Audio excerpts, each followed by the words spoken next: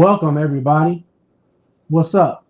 Today we're going to talk about the recap of last night, Daniel Dubois versus AJ, when we come right back.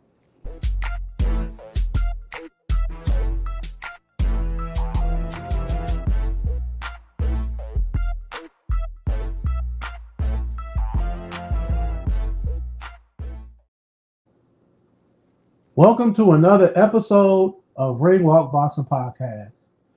I am Bean, and hey, today we are live, and we are going to recap that fight from yesterday uh, for the people all around the world, but also to talk about these two huge names in British boxing.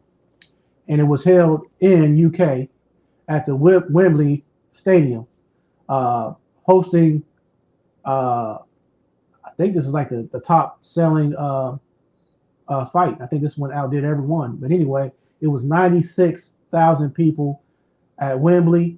They also had a group called Oasis, rock band that did their music right before the main event, and it was something to behold.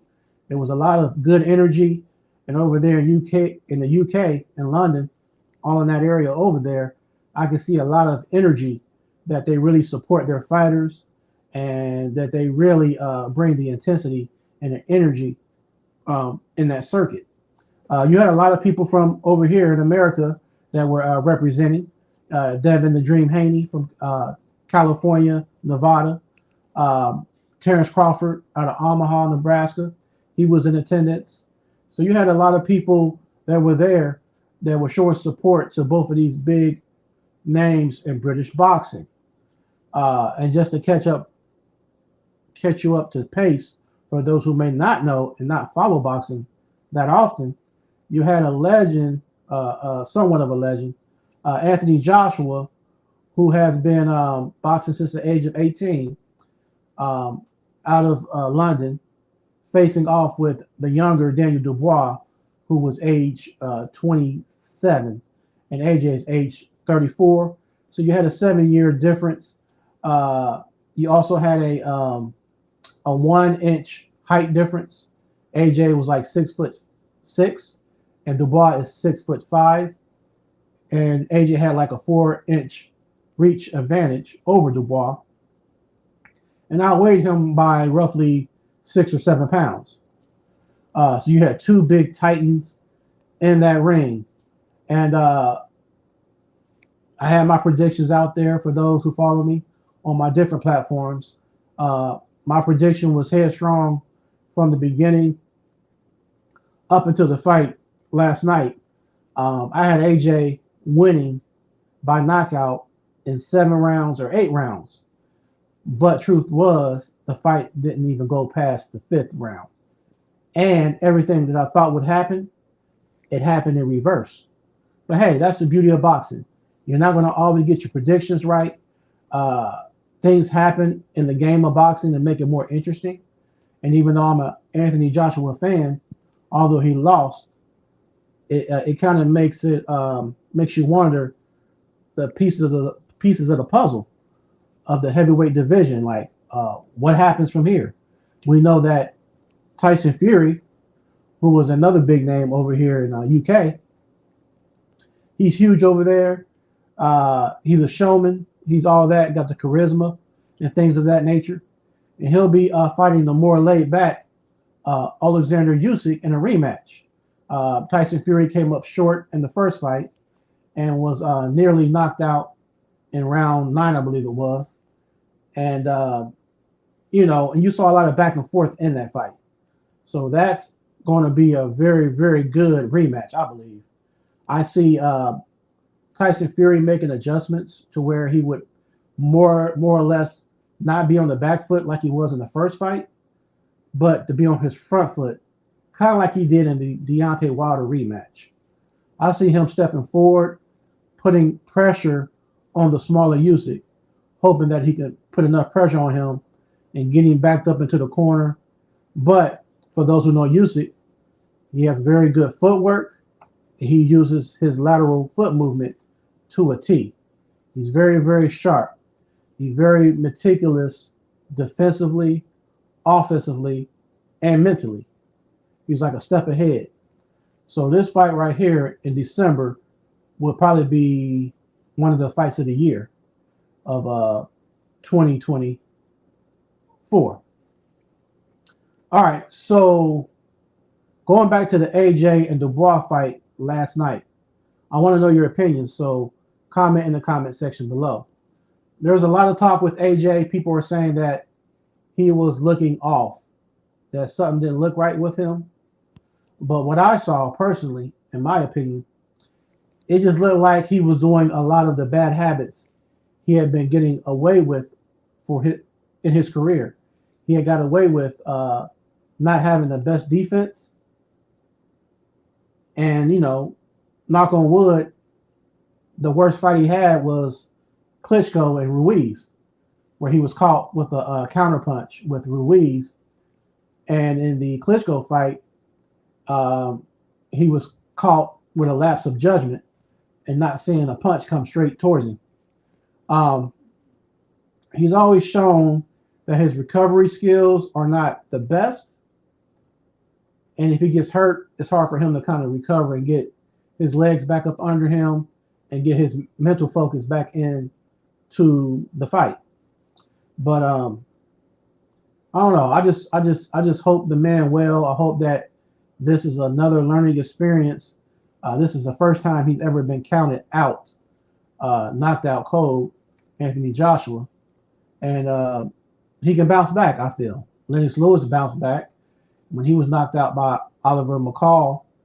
He took a while and started rebuilding his confidence back. So they were giving him different opponents, and eventually, down the line, he had his rematch with Oliver McCall, and he was able to knock him out.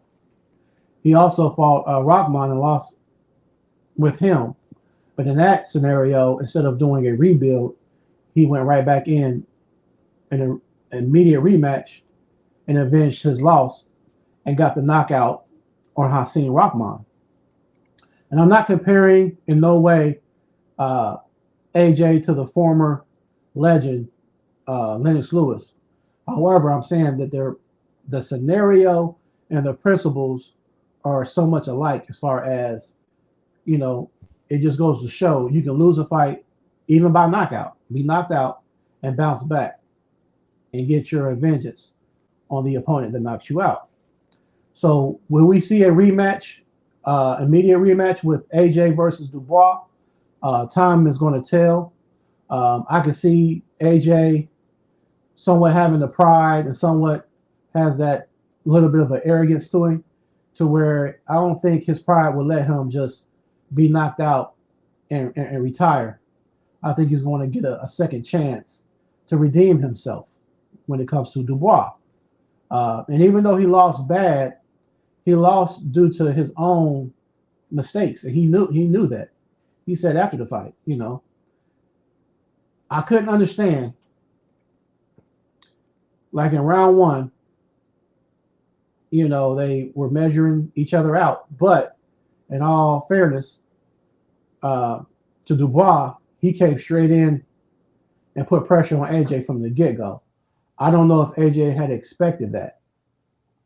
But in round one, early in that fight, the overhand, as AJ was stepping back in a straight line, he caught that overhand right from Dubois that landed right here.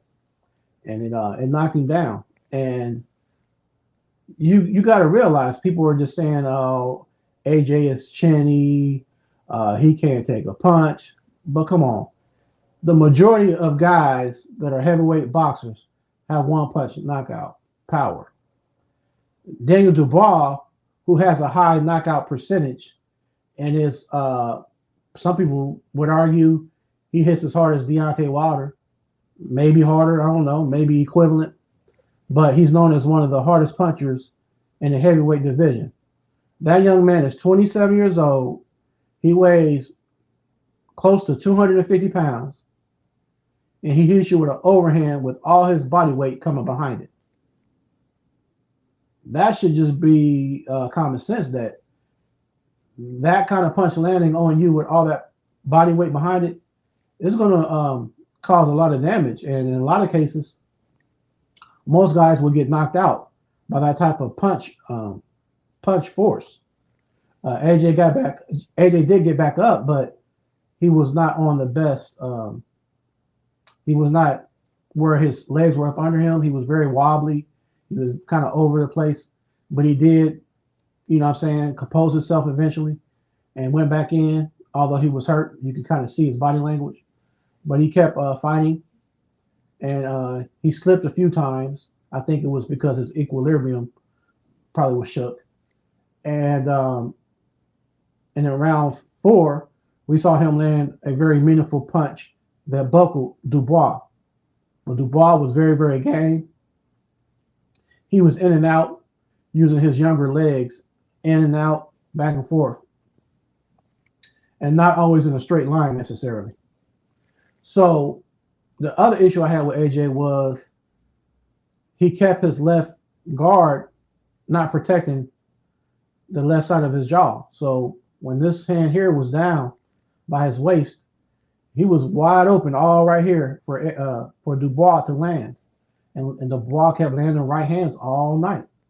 All because AJ, for whatever reason, kept leaving this hand down.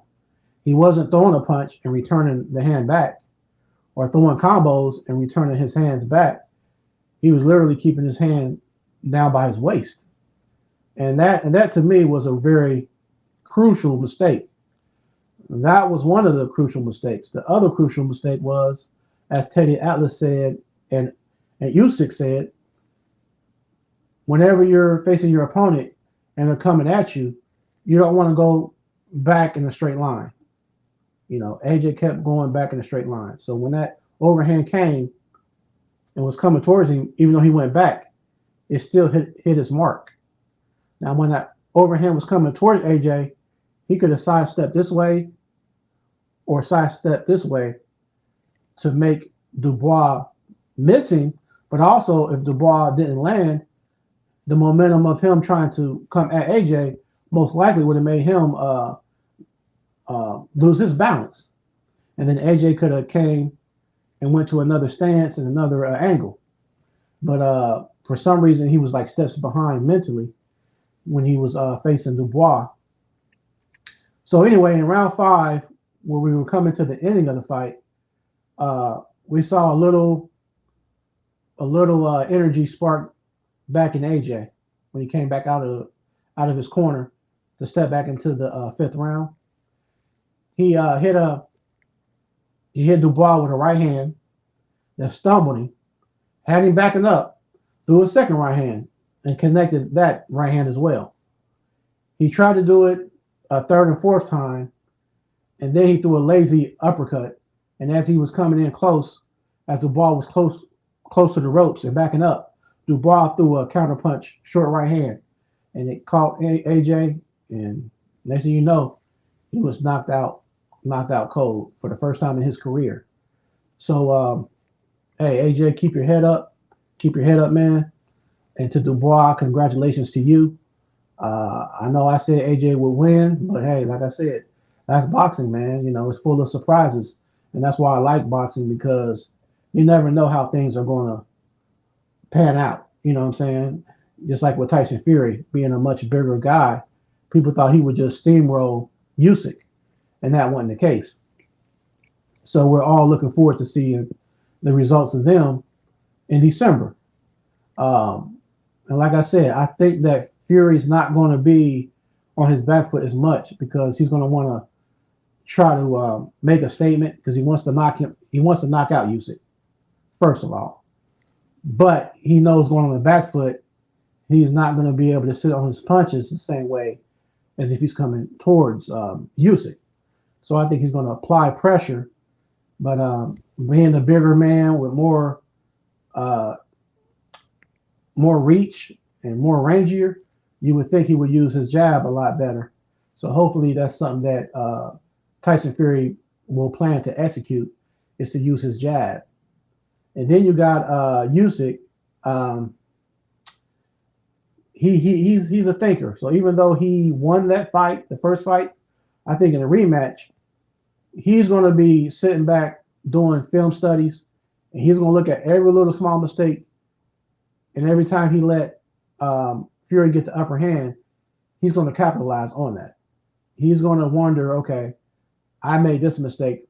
I allowed this to happen, and he's going to tighten up all his loose ends, so to speak. And I think he's going to be even more dangerous in the second fight, and he might even end the second fight earlier. If I had to give my prediction, Usyk will stop Fury in round 7 or 8. I would say between 7 and 9. Between round 7 and 9, he will stop Fury in this rematch. Let me know your predictions in the comment section below with the rematch of Usyk versus Fury. Also, in the mix of all that was going on there, when Usyk did beat Tyson Fury, eventually between that time and here yesterday with the fight with Dubois versus AJ, um, Usyk had relinquished his belt, the IBF belt, and it was given to Daniel Dubois. So Daniel Dubois is now the IBF champ. So yesterday's fight was Daniel Dubois as champion with Anthony Joshua as the challenger. And basically, since Dubois won, that would be like his first title defense. So now he has that belt. I can see a situation where if Fury wins, it'll be Fury versus Dubois. But if Usyk wins, then Dubois gets his shot at redemption against Usyk. Now, I'm not standing on the side of Dubois to say that he won the first fight versus Usyk. However, there's a lot of people that I see on platforms, on FB, boxing chats and stuff, that they still feel that that punch that was controversial was a legal punch and not illegal, and that Dubois was robbed from a victory. There's still a lot of people that feel that way, and obviously people like Frank Warren, who are the promoter of Daniel Dubois, of course he would say that. But there's a lot of people outside of that, just boxing fans, that felt Dubois won that fight. What's your opinion on that? Just going back to that, was that a clean punch or a low punch? Definitely was a borderline punch, but you have a lot of people saying that hey, Usyk got away with one in that one. Me, like I said, I'm not standing on the side of Dubois to say hey, that was a legit blow, but at the same time, I'm like it was definitely borderline and right in an area where you're like, it wasn't extremely low. I'll put it that way, but it was borderline. So let me know your thoughts on those aspects. So yeah, today we are live, and I'm happy to have you here. And we also could talk about Tank Davis because I'm not sure what his next move is. I'm a huge fan of Tank Davis personally. I haven't heard many talks, so I don't know who he's going to fight next. And then the fight with Errol Spence versus Fundora. I'm not sure if that's still going to happen or is it going to be Fundora versus Terrence Crawford next. It's so many unanswered questions in the smaller divisions as well. So I have a lot of questions there. And hopefully we will get some clarity to those questions that we're all wondering about. You also have Canelo, who had won his fight a few weeks ago against Berlanga. So I haven't heard who was going to be the next opponent for Canelo, but Berlanga showed a lot of resilience to go 12 rounds with a veteran like Canelo. I wouldn't mind seeing Berlanga versus somebody like Caleb Plant. That to me would be a good one. Caleb Plant, he'll fight anybody. So I would like to see him versus Berlanga. That would be a good 168-pound fight right there. And, like I said, there's just so much that can go on in boxing and things like that. So we're going to see how everything unfolds, and where everybody's going to go. And then you also can't forget that Joseph Parker, he's like that next tier now under Usyk and and Fury. He's in that tier down. He might even be a step. Would I say he's equivalent to AJ or just a step above AJ with this other loss that AJ has sustained? Uh, I don't know, but we have to follow the rankings on that and look them up. But Joseph Parker is definitely a very worthy and a very formidable opponent. He's very good. He has good ring IQ, footwork, uh, decent speed, and he knows how to move in and out. He can kind of mix it up. He can go toe to toe a little bit, but he knows when to step out and when to come back in. Prime example, when he beat Chisora in that second fight, he really took a toll and was dropping Chisora left and right.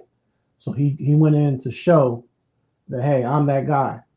And then he fought a little while later Deontay Wilder, which was a one-sided victory for Joseph Parker. And then he fought Zhang in a war because Zhang is very, very, very dangerous, and he was able to drop Joseph Parker once or twice. But having that Warriors mentality, Joseph Parker got off the canvas every time and was able to win that fight. So shout out to Joseph Parker, man. He's definitely um, got a lion's heart when it comes to the sport of boxing. Um, so, like I said, there's so many different things that can happen. Uh, I would like to know your opinions and everything to the viewers. So, comment in the comment section and let me know, what do you think next is? Who do you see AJ fighting next? And if he doesn't fight Dubois, who should AJ fight? And if Dubois and AJ doesn't happen next, who should Dubois fight? Also, in the 168-pound division, who should Caleb Plant or Berlanga fight next? What are y'all opinions on that? And Joseph Parker, who should he get next? There's a couple of people out there. Uh, where does Andy Ruiz go from here? He probably needs to rematch the Big Baby Miller fight once he gets his hand that was injured. Once he gets healed up, he will probably need to fight a rematch with Big Baby Miller because that was a controversial draw. I think we all felt that Miller did enough to edge that fight. So just let me know what y'all think in these comment sections below. And I want to thank everybody for all the love and support out there. I'll be doing lives a little bit more in the future. So just keep rocking with me, and I will keep bringing the best content I can. And if there's certain subject matters that you want me to discuss, inbox me or let me know, and I'll be gladly more than happy to try to put it on my platform for you, and we can elaborate on different boxing topics and stuff like that. So as always, like I said, thanks for being here. Shout out to my city, Cincinnati, Ohio, and shout out to Big Zoe, Mel, J Mel, cousin Ken, and all the others that have been showing me support. And we'll catch you on the next round here at Ringwalk Boxing Podcast. Peace.